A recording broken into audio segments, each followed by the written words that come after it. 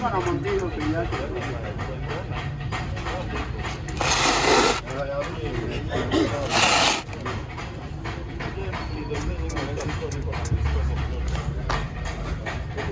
is a single rack oil pump for Sinotruck Howo.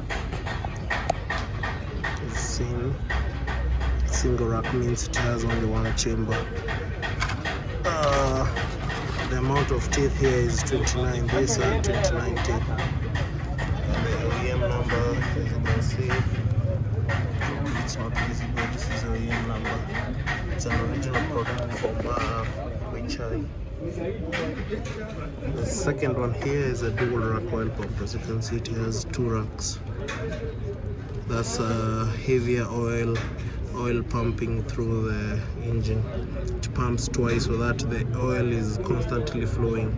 As this one pulls oil from the oil center, this one already has oil lubricating and pumping into different parts. So it's a dual rack oil pump.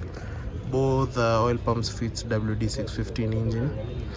The difference is in the power of the vehicle, the power that the vehicle can manage. So for this one, the OEM number is 615-0070021A. Both Weichai certified products, as you can see.